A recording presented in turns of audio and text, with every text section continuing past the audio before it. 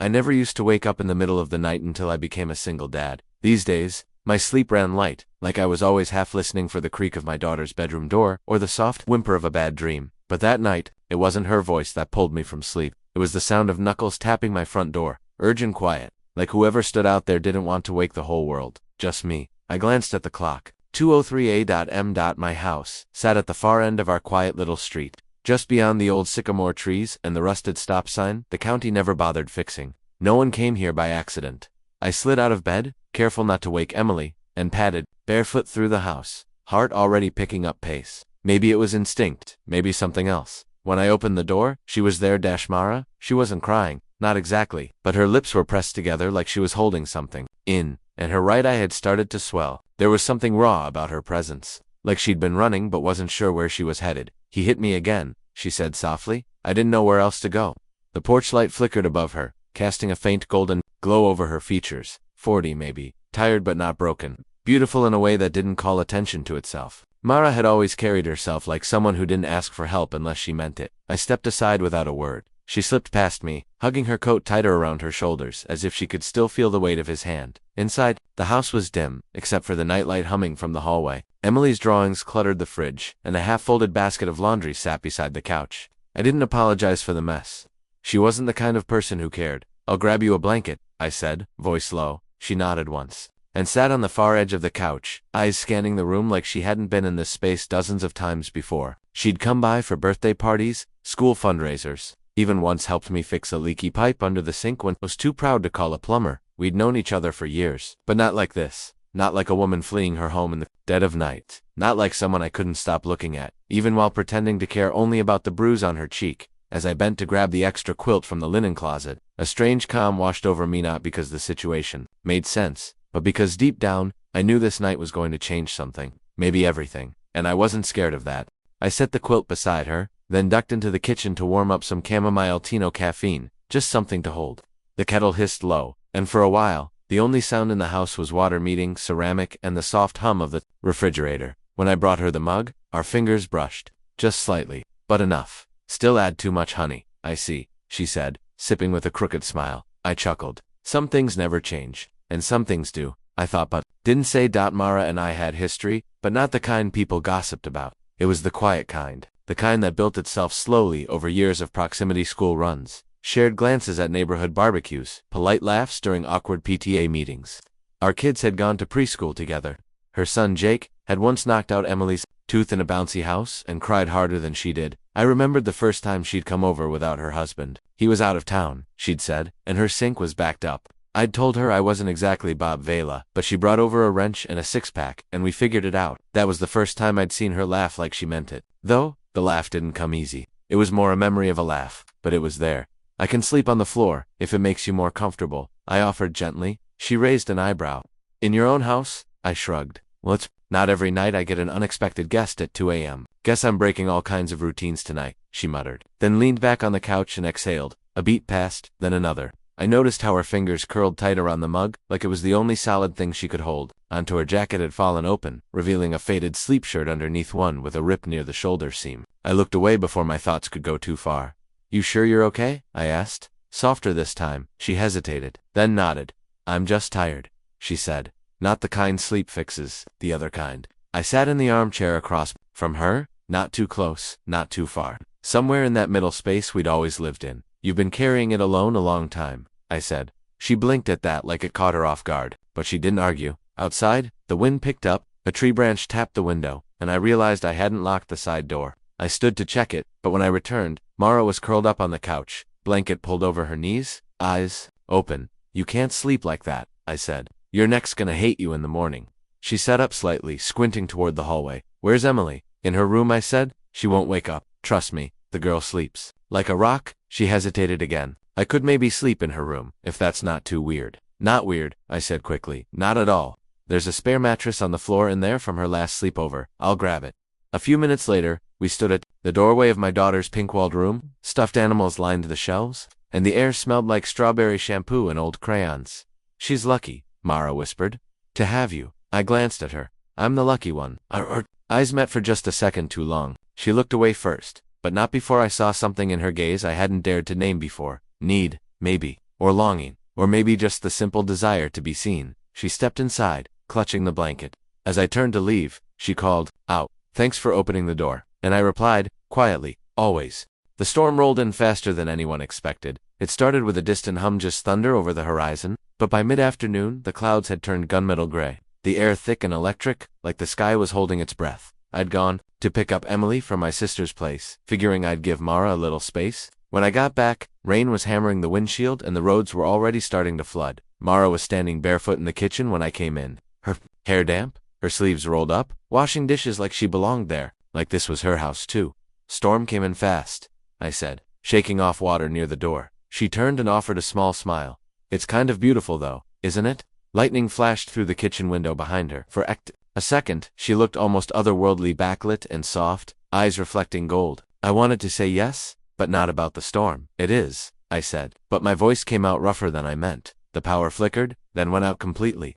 Just like that, we were swallowed in stillness. No hum of the fridge, no glow from the overhead light, just the patter of rain on the roof and our own shallow breathing. I grabbed a flashlight from the drawer and lit a few candles. When I turned, she was already closer than before, her face just inches from mine as she reached for a candle. "Sorry," she murmured, brushing against me as she stepped past. "Didn't mean to startle you. You didn't not," in the way she thought. I followed her into the living room, where she set the candle on the coffee table. Shadows flickered across the walls. Emily was in her room, headphones in, lost to the world of animated ponies and glittering fairies. We were alone again, and for the first time, it didn't feel like she was just a guest. "Storm like this," I said, settling onto the edge of the couch, "might knock the power out all night." She sat beside me, close, not touching, but close enough I could feel the warmth of her leg through the fabric of her sweatpants. "Is that an invitation?" she asked, teasing, but not really. There was something behind her voice, a quiet question she didn't know how to ask out loud. I tried to smile. "Only if you're brave enough to face candlelit board games and my terrible chili." She laughed. The sound was low, private.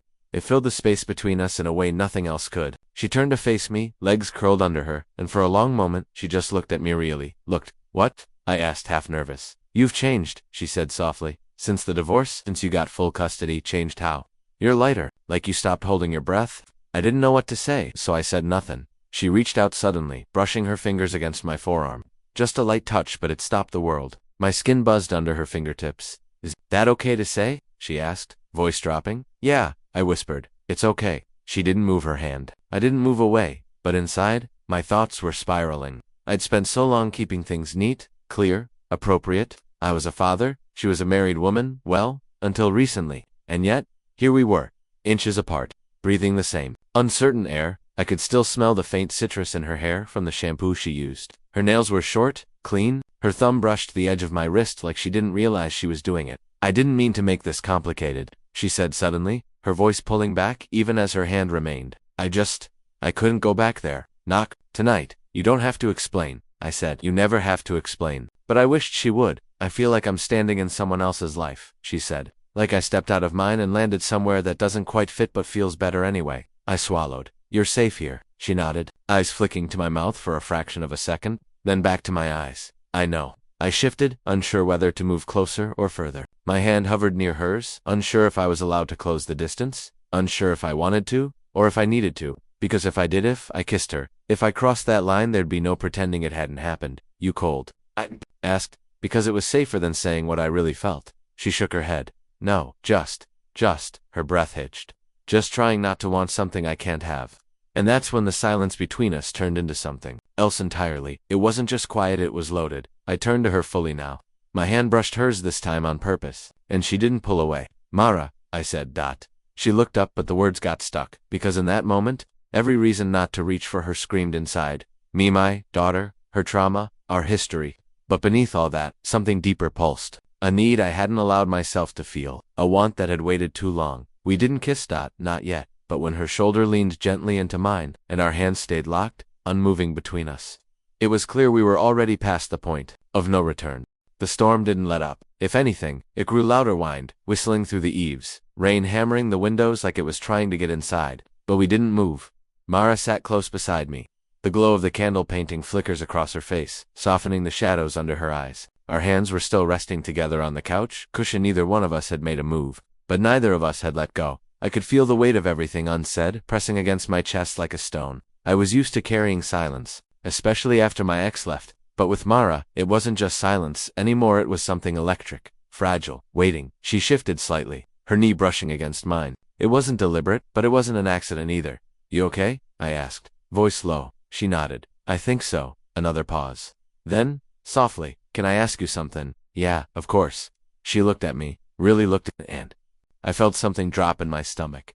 Have you ever wanted something you knew you shouldn't? She said, but you couldn't stop thinking about it anyway. My throat tightened. I looked down at our hands, how her pinky barely touched mine, like it had been testing the edges of something all night. Every night, I said quietly. Every night since you knocked on my door. She didn't flinch, didn't move. Just let that hang there, heavy in the still air between us. Then she whispered, I wasn't supposed to come here. I told myself I'd go to my sister's or a motel somewhere anywhere else. But when I got in the car, I ended up here. I met her eyes. They were glistening now, but not from tears. Why? I asked. She swallowed hard. Because you're the only person who's ever made me feel safe. Even when we barely talked, I'd see you at the store or school pickup, and I'd feel lighter, like I wasn't invisible anymore. I reached up slowly, brushing a strand of hair from her face. My fingers lingered longer than they should. Have you not invisible, Mara? Not to me. Her lips parted like she wanted to respond, but the words didn't come. Instead, she leaned back, away, just enough to create a space between us that hadn't been there before. Want to be another mistake you make out of kindness? She said, voice cracking. I don't want you to feel sorry for me. I don't. Then what do you feel? She asked, almost in a whisper. I stood up. The space between us widened into something unbearable. I didn't know if I was moving away or gathering the courage to get closer. I turned toward the window, watching the rain, heartbeat in my throat. And then I spoke, not rehearsed, not planned, just raw. I feel like every time you walk into a room, I have to relearn how to breathe. I feel like I have spent the last few years pretending I was fine being alone. And the second you showed up, that lie didn't work anymore. I feel like if I don't tell you the truth right now, I'll regret it for the rest of my life. Silence. Then footsteps. Soft. She came up behind me, her voice right at my shoulder. What's the truth? I turned around, slow, and when I looked at her wet lashes, trembling hands, guarded but open, it didn't feel like I was standing in front of a broken woman. It felt like I was standing in front of someone brave enough to come back from the edge. I want you, I said. Not just tonight, not just because you're here. I want you because I've known you long enough to know what real strength looks like, because I've seen the way you show up for people who don't deserve it, and because every part of me that's been numb for years woke up the second you said my name. Her hand reached for mine. No hesitation this time. She held it tight. You make it sound easy, she said softly. But it's not. I know. I'm still married technically, and I have scars. Not all of them visible. I have mine too, I said. You don't have to be healed for me to care about you. She looked at me like she didn't believe anyone had ever said that to her before. I'm scared, she admitted. What if this is just ... need? What if we ruin a good thing? I stepped closer. My hand cupped the side of her face, my thumb brushing the skin beneath her eye. Then we go slow, I said. As slow as you need. We figure it out. Together. Her breath hitched. Her eyes flicked to my mouth again, and this time she didn't look away. And then she kissed me. It was soft, hesitant, a question more than an answer. But when her hand slipped up behind my neck and mine pulled her just a little closer, it stopped being about hesitation. It became the moment everything that had been held back finally spilled free. We broke apart only when we had to. Her forehead rested against mine, eyes closed. I didn't come here for this, she whispered. I know, but I think I needed it more than I realized. I nodded, brushing my lips against her temple. Me too. The storm raged on outside, but in the quiet of that dim room, something else settled. Not certainty, not yet, but the beginning of something real. We didn't say much after the kiss. We didn't have to. Mara curled into my side on the couch, her legs drawn up, my arm resting gently around her shoulder. The candle on the table burned lower now, casting a warm, flickering glow across the room. Outside, the storm had softened to a steady drizzle or lullaby in the dark. She exhaled against me, slow and deep. That was unexpected. I glanced down at her, smiled. Unexpected good, or unexpected regret? Her head tilted back just enough to look at me. Do I look like I regret it? No, I said, grinning now. You look like you just derailed my entire sense of control. She let out a quiet laugh, the kind that curved her whole body into mine. Control is overrated. We sat like that for a while, letting the weight of the moment settle into something quieter. The tension between us hadn't disappeared, had just transformed. Where once there was hesitation, now there was a fragile kind of certainty, a softness neither of us had dared to believe in. You know this isn't going to be easy, she said eventually, her voice small but steady. I know. My husband isn't just going to disappear. And Jake, he's confused enough as it is. I'm not even sure how I'll explain this to him. I nodded. You don't have to. Not? Yet you don't owe anyone a timeline. She looked at me again, eyes searching. And Emily. She already loves you, I said without flinching. But we'll take it slow. No pressure, no expectations. Just us. Mara leaned her head against my chest. I could feel her heartbeat through the fabric of her shirt, fast, but calming, matching mine. You make it sound simple, she whispered. It's not simple, I said, brushing my fingers through her hair. But it's real, and that's enough for me. She reached up and touched the collar of my t-shirt, fiddling with the hem like it gave her something to hold on to. Do you know what it feels like to be wanted? Not for what you can give someone, or fix, or provide, but just for being yourself? I met her gaze. I do now. She closed her eyes, and for the first time all night, she looked at peace. After a few minutes, she stretched out on the couch, tugging my hand so I'd lie down beside her. I hesitated, just for a second, then followed her lead, her back pressed against my chest, her fingers weaving loosely through mine. This doesn't feel like hiding, she said into the quiet. It's not, I said. We lay like that, breathing in sync. It wasn't passionate, it wasn't rushed. It was steady, safe. At some point, she murmured, I used to think love only came in loud ways, fireworks, grand gestures, big promises. And now I think, maybe it comes like this, quiet, slow, with someone who notices when you're not okay and doesn't ask you to explain. I kissed the back of her shoulder, through the thin cotton of her shirt. That's the only kind of love I want. She turned slightly to face me, her eyes glassy but smiling. You know, we've kind of ruined board games and chilly night forever, right? Yeah, I said, brushing her cheek with my knuckles. But I think we've traded up. She grinned, then playfully added, still not sure about the chili. Hey, what? That recipe's been passed down through generations of bad cooks. She laughed again, a soft shake of her head, and kissed my palm where it rested near her lips. Outside, the rain eased into a whisper, and the house settled into a silence that no longer felt lonely. By morning, the storm was gone. The light that poured in through the living room curtains was soft and pale, like the house itself had taken a breath and finally exhaled. I woke up to the sound of birds outside the window and the warmth of Mara, still curled beside me on the couch, her face nestled against the crook of my arm. She looked peaceful in sleep, younger somehow, not in age, but in weight, like a woman who had finally put something heavy down and let herself rest. I didn't move right away. I just watched her. And for the first time in a long while, I didn't feel like I was waiting for the other shoe to drop. When she stirred, it was with a small sigh. Her eyes opened slowly, adjusting to the morning. Hey, she said, voice scratchy but soft. Hey, I echoed. Sleep okay? She nodded, then smiled. Better than I have in years. We lay there for another minute, just breathing in the quiet morning, and then the sound of little feet padding down the hallway broke the moment. Emily peeked her head into the room, hair a tangle of sleep and curiosity. Dad. She blinked. Why are you sleeping on the couch? Mara sat up, smoothing her hair, a little flustered. I reached out a hand to Emily. Just had a sleepover with Miss Mara. The storm knocked out the power and we didn't want to be alone. Emily yawned, satisfied. Okay, can we have pancakes? Deal, I said. As she disappeared into the kitchen, Mara turned to me, eyes wide and amused. Nice save. I'm a professional, I said, grinning. But the moment also made something clear. Whatever we were now wasn't just between us. This would touch our kids, our routines, our lives. It was real. She stood, stretching a little, and I followed her into the kitchen. The scent of maple syrup and morning filled the air as I poured pancake batter into the pan. Mara moved beside me, handing over the spatula like she'd always belonged in this space. Hey, I said, handing her a warm mug. So, about last night, she turned toward me. Yeah, I meant everything I said. And I know we've got a lot to figure out, but I'm not going anywhere, Mara. Not unless you ask me to. She looked at me, eyes wide and vulnerable. I won't, she said. I don't want you to. I reached into the drawer beside me and pulled out something. Small something that had been sitting there for months, a little wooden keychain Emily had made at school. It had 2 stick figures drawn in marker, holding hands. I was going to throw it out, I said, but I think maybe it was waiting for something. I placed it in her palm, gently. Her fingers closed around it. You sure? She asked, her voice barely above a whisper. I nodded. We'll figure this out, one morning at a time. She smiled, then a full, radiant, no holding back smile, and I leaned in and kissed her. Just once, just soft, but it was everything. From the hallway, Emily yelled, "Ooh, I saw that." We laughed together. Mara leaned her head against my shoulder as I flipped the last pancake, and for the first time in years, I wasn't just surviving, I was building something. Not perfect, not easy, but real, and it was ours.